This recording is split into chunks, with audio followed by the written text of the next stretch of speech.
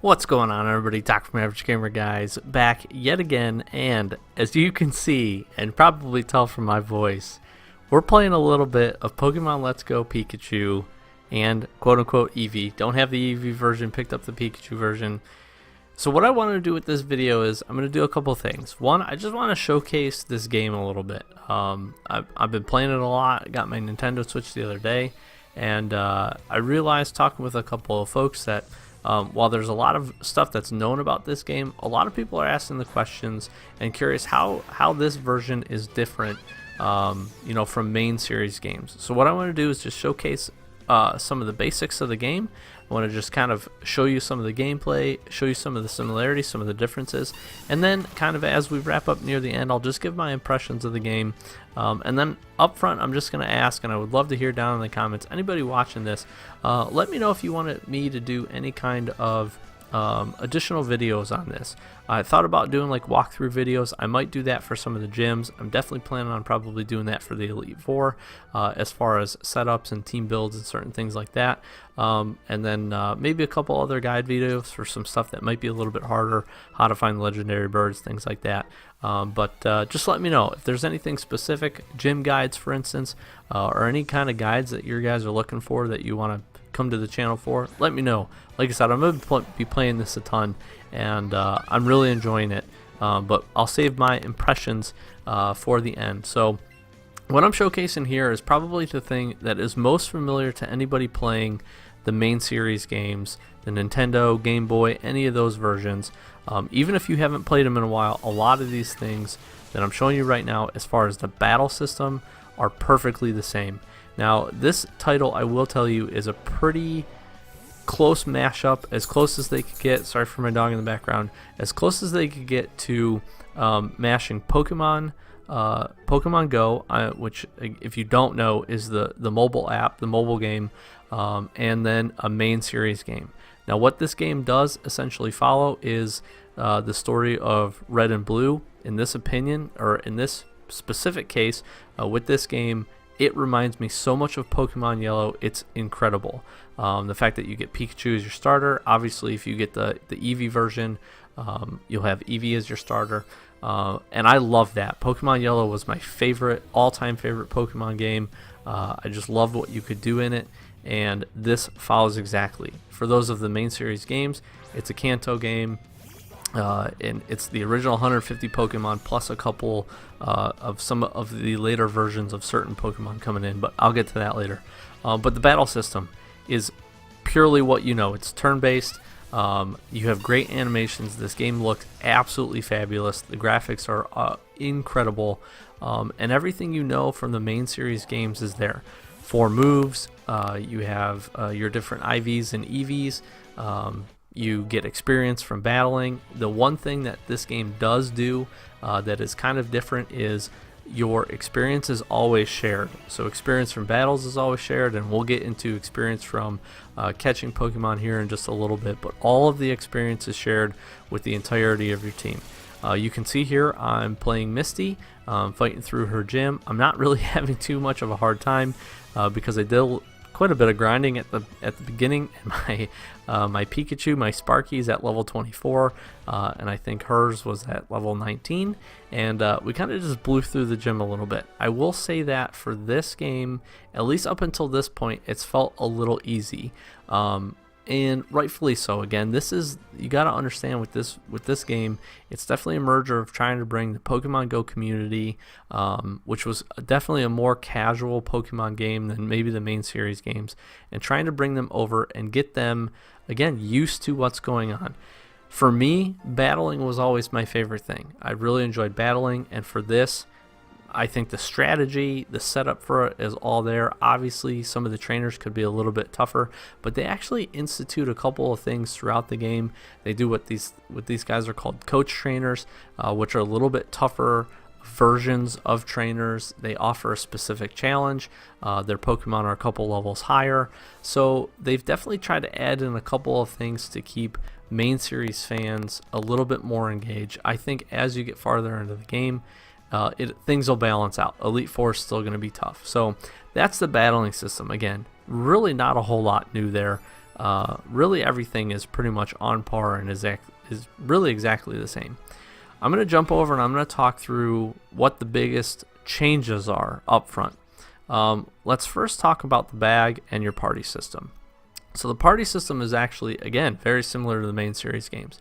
You have 6 Pokemon, you battle with those 6 Pokemon, you can manage them just like you would normally manage them in a main series game. One neat thing is that you can have a Pokemon choose to follow out behind you in conjunction with either Pikachu or Eevee based on your version, which is pretty neat. Some of the animations are awesome, the sprites look absolutely great, so it's a really, really cool feature. But again, just like in a main series game, especially some of the newer main series games that introduce this, you have the same stat and party system options that you used to. Again, you can take a look at their moveset. You can actually take a look at how they're EV trained based on your wheel you can see there on the right. You can take a look through the different categories and stats for each of the different moves. It gives you the nature up front. You can see the typing, experience needed. So a lot of this is, again, going to be very, very familiar for main series fans of the game. Again, the EV training side of things that you can see with the wheel is definitely here. How you do it is different, so we'll talk about that in just a second. But the fact that it's there, again, is pretty neat. Now, what is different, and I will note here, and we'll talk about it again when we get to the kind of the training side of things, is you have one additional stat you can see in the very top right-hand corner for all the Pokemon, which is CP. Now, again, this is a merge over from Pokemon Go, which bases everything on CP values. Higher CP is this. Basically, the higher the CP, the stronger the Pokemon. It's almost kind of like an additional calculator, if you will, for level and then how the Pokemon are EV trained. So it's, again, kind of trying to merge, so take that into consideration. I do want to talk through some of the additional changes. So you have, in my opinion, a really good setup on your bag system. It bunches a couple of different items together. You got your catching pocket, like you can see here with your Pokeballs, your Nanite berries. Berries come into play for catching Pokemon.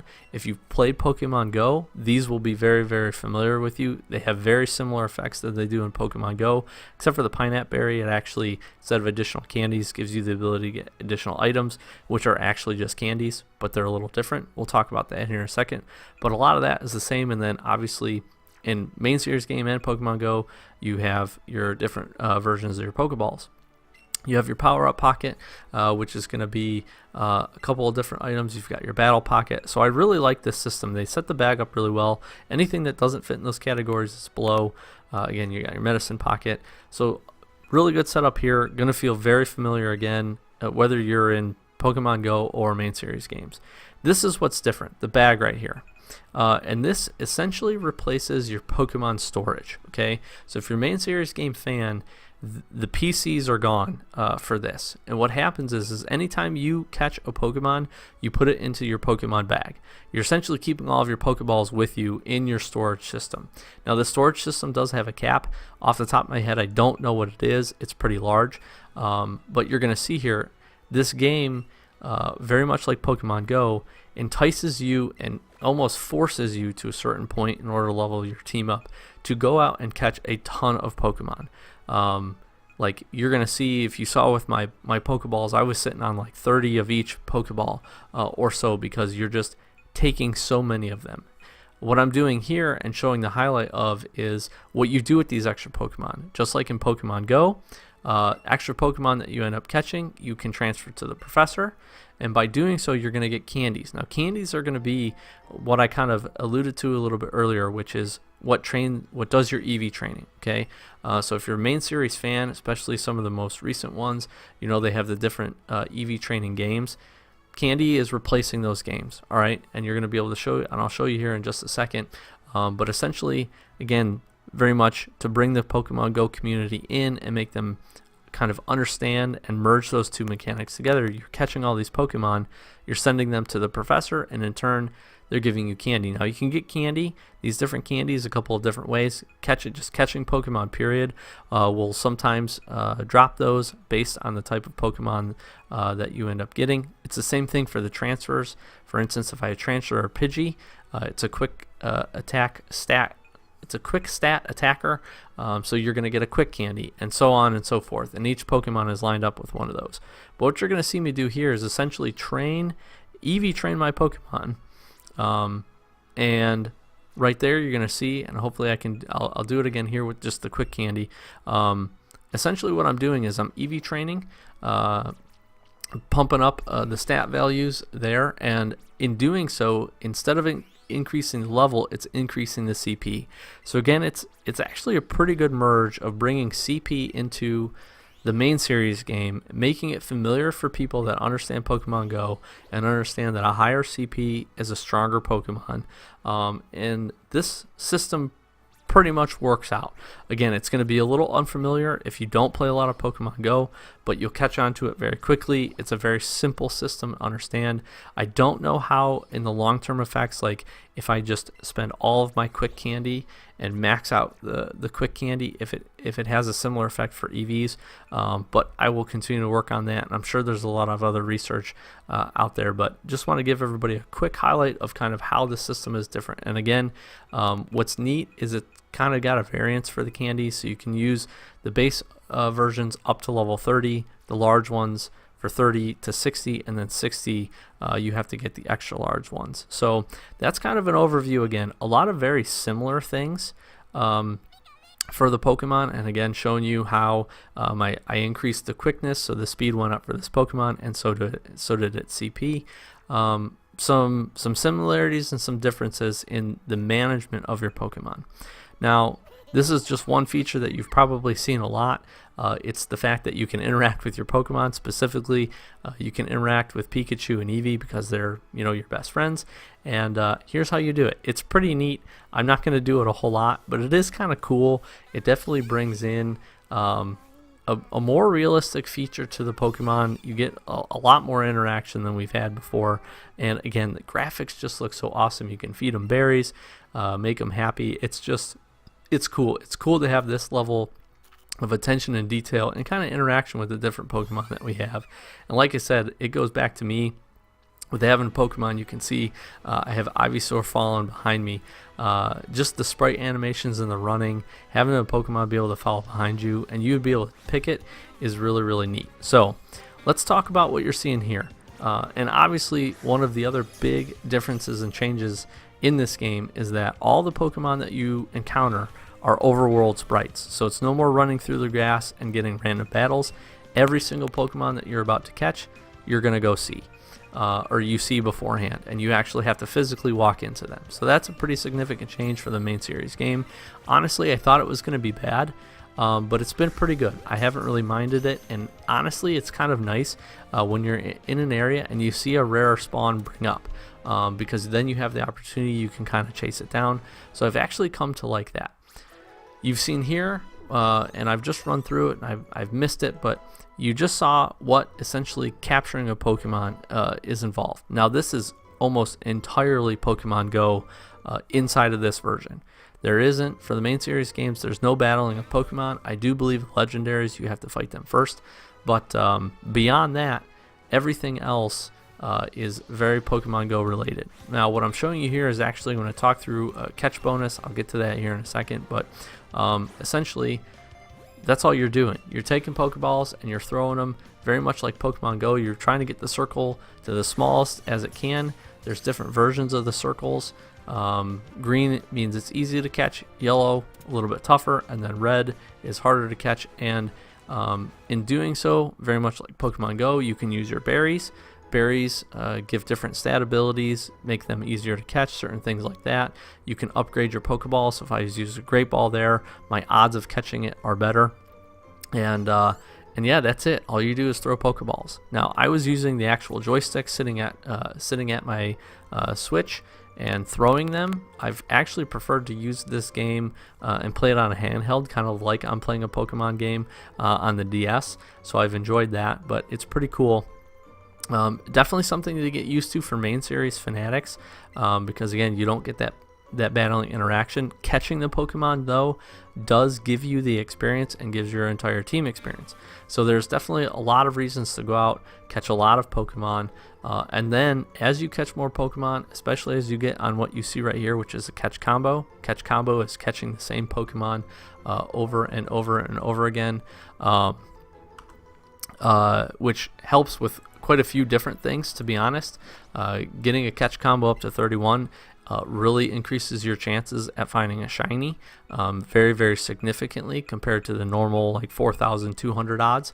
But catch combos increase the items that you get after catching the Pokemon, and then again sending these Pokemon, which like I'm about to do again to the Professor Oak, ends up giving me the candies very specific for these ones. I get 2 smart candies from transferring Oddish, and then transferring and hitting certain numbers of transfers. You can see I was at 97. Once you hit certain gateways, you get additional rewards from the Professor. So but it's just interesting. That is probably the biggest significant change from main series that's going to impact people the most, that want to get in, want to battle the Pokemon that they're seeing in the overworld. I think what they've done a good job of is that, especially as you play through this, I felt like the trainer battles take up enough of the battling system for me, and the catching isn't so. It's not difficult. So I do want to say that, but the catch mechanic actually makes it kind of nice to be able to get in. It feels a lot easier to kind of grind through the Pokemon, and if you're just one of those people that just wants to grab, the Pokemon that's in the area and move on, and you don't want to spend a lot of your time, capturing a bunch of Pokemon, to a certain extent you don't.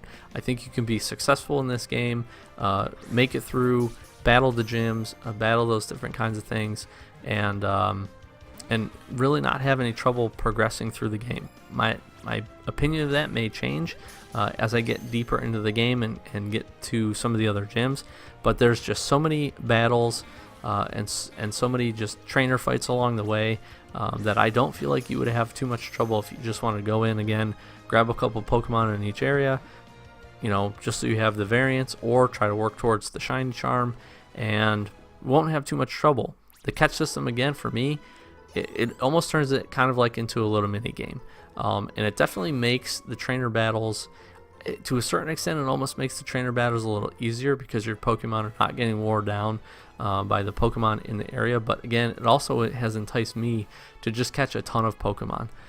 So one significant change, probably the biggest significant change for the course of the game, and again, there's a few variances for the management system, but a lot of the other things there from the core game are going to feel very, very similar.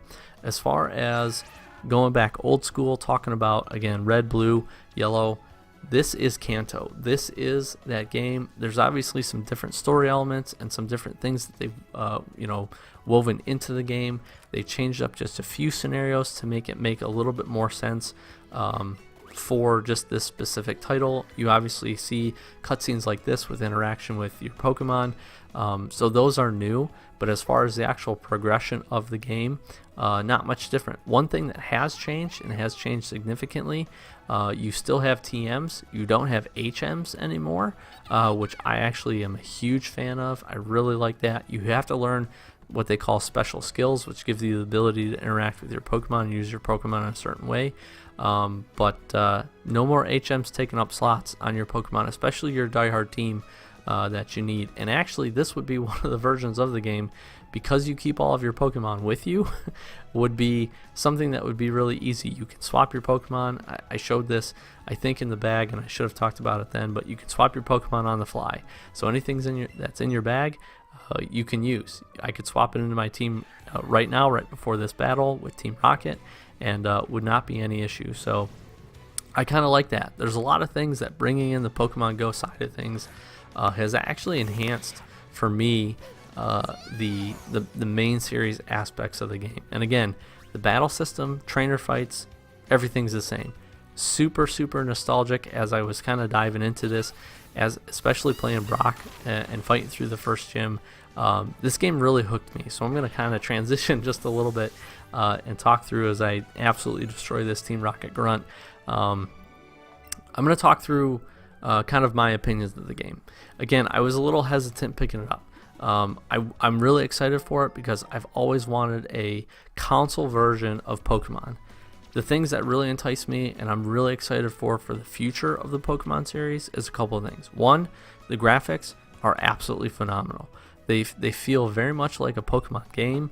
They feel very much what I would expect, but at the same time, they're updated. The interactions with the Pokemon, just everything you see in the environment is crisp, it's clean. I am super, super excited as we look forward and start talking about the 2019 main series game. Like, I cannot tell you how excited I am to see what they do with that, to see how it looks. Like, this game plays absolutely amazing on the Switch, handheld version, on the big screen. I've had no issues with it. It's just very, very smooth. As far as actual gameplay mechanics, again, I was always like, my goal here is going to be able to kind of really grind through the gyms, get to the gym battles, which I really significantly enjoy, and then really try to get as quickly as I can to the Elite Four.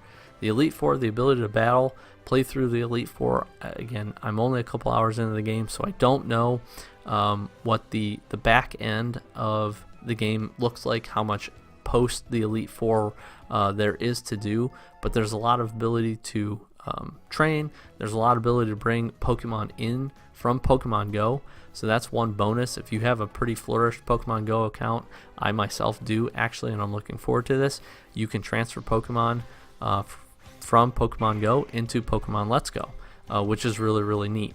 I think you can do that when you get to Fuchsia City. I'm not really sure. I'll have to. We'll do another video on exactly how that works and how that whole system is once we get there. But like I said, back to kind of my impressions. I've just really liked this game.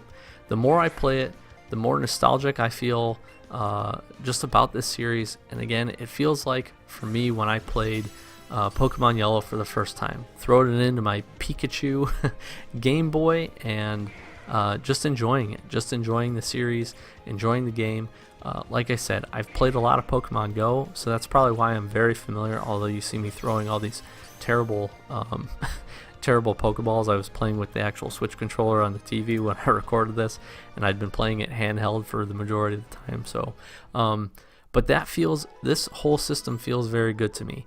I'm still getting used to exactly how the XP works. For instance, doing a catch bonus, catching the same Pokemon increases your bonus. Number of throws, the type of throw, your technique. There's a lot of stuff that goes into how much experience you get, as well as how difficult the Pokemon is to catch. I know also plays into a factor their level and their CP. But with all that being said, I can get past the inability to battle wild Pokemon because, again, it's actually enticed me to catch more than I probably normally would. In a normal playthrough for Pokemon Yellow, for instance, I would grind a little bit to make sure that I was capable of beating the trainers and getting through the gym battles, and at a certain point I would just be exceeded with my core group, my core team, that I would be able to pretty much fight my way to the Elite Four and then kind of have to work from there. In this, I'm definitely spending a lot more time catching Pokemon to gain the bonuses, to get the additional candy, to kind of explore. And then this game has one of the significantly best odds for catching shiny Pokemon. Again, getting to that 31 catch bonus drops your catch rate to, I think, 1 in like around 340 or so, which is just astronomical. You can add a shiny charm on top of that. You can throw lures on top of that, which is the ability for kind of works in the opposite to repel, where lures makes more rare Pokemon spawn more regularly. So it's really, really interesting, and for me, that's really enticed me to catch a lot more Pokemon, like I said, than I normally would. Again, on top of the bonuses and on top of some of the other things. So I've just really liked this game. Again, I've always been a huge fan of Kanto. I've always been a huge fan of the original 150 Pokemon. Again, we have that. There's some Alolan versions in this. There's a couple of special Pokemon as well. But you really get the core experience of the first 150 Pokemon. And again, it's all that nostalgia coming back for me. So I personally would really recommend this game, especially if you're a longtime Pokemon main series Pokemon fan. if you enjoy main series games and enjoy Pokemon Go, you're going to really like this. If you like the main series game and hadn't really played Pokemon Go or weren't a big fan of it, I still think you're really going to enjoy this experience. Again, it might be a little bit on the easier side, but I'm just saying that up front without having gotten too much time into it. I think as we get closer to the Elite Four and some of the tougher gym battles, I think we're going to see the difficulty kind of scale up. And I think they've done a couple of good things, again, with the coach trainers and some things like that, that make the game entice and puts a little bit additional level of difficulty on it. But again, if you're a fan of the main series games, I think you're going to enjoy this. If you're a fan of Pokemon Go and hadn't played the main series game, I don't think you're going to have too much of a difficult time picking this up. Again, a lot of those mechanics are going to feel the same. It's just going to be the battle system that you have to get used to. But I think that's something that you can get used to very, very easily. And this game really isn't going to be too punishing if you make some wrong Pokemon choice selections. So I just want to throw that out there. I think both sides of the coin win. And again, if you're a fan of both, you're really, really going to enjoy this installment in the series. And like I said, I look forward to what they're going to end up doing with the 2019 actual main series game that they're going to bring in. I'm curious to see what elements they're going to kind of take from this. They're obviously going to use this as a learning experience and get some feedback from both sides. But again, consider this a bridge game, and I think as far as execution wise, it was done really, really well, and I really enjoyed it. So hopefully, if you've played it, if you've demoed it at least a little bit, let me know your thoughts. Let me know again in the comments down below if there's anything else specific that you would like me to talk about, or any specific guides that you want me to do. I'm taking for granted that maybe there is a little bit easier level of difficulty, but again, if you're new to the main series games, that may not be the case. So if you want to see any kind of walkthroughs, please let me know, and I will definitely work towards trying to get those. Like I said, I definitely do want to maybe do just kind of where to find all the legendary Pokemon, as well as kind of talk through and do like some Elite Four runs and some things like that, because I'm always a big fan of building up a good team, and I'm always a fan of trying to kind of grind out and get the shiny charm, which in this you have to get the original 150 Pokemon. So there are some version exclusives before I kind of wrap up between Pokemon Let's Go Pikachu and Pokemon Let's Go Eevee. It's very similar to Red and Blue, where there's just going to be, I think it's 4 or 5, maybe 6 Pokemon from one version that won't be in the other version, and vice versa. Again, if you've played Pokemon Go at all, you're going to have the ability to transfer those Pokemon in. That's what I plan to do to make up. But then there's also the ability to trade with friends and stuff like that. So a lot of opportunity for you to complete your Pokedex and really kind of go to completion with this game. And again, the shiny chance, I just don't think you can pass it up with just how good these are. The chance is on this installment of the game. So like I said, let me know what you guys think. Let me know if there's any additional guides or anything else you want to know about the game that I might have glossed over or skimmed over, and I would love to be able to get some of that stuff up. I'm going to be playing this a ton. Absolutely, especially as we kind of get into the holiday weekend, and just going to be really enjoying it. And I'll let you guys know kind of how my first playthrough goes as a wrap up, and if I feel the same way I do now when I get to that point. So as always, Dr. Maverick Gamer, guys, thank you so very much for hanging out with me. Hopefully this video was not only enjoyable for you, but a little bit informative, especially if you don't have this game yet or you're on the fence on picking it up. And hopefully it provided some good info for you. If you're new, please do make sure that like, subscribe button, all that good stuff down there just helps the channel out. And feel free, we love chatting with you guys down in the comments, so feel free to do that, and we'll love to chat with you. Doc from Average Gamer, guys, as always, thanks so much for watching. Catch you in the next one.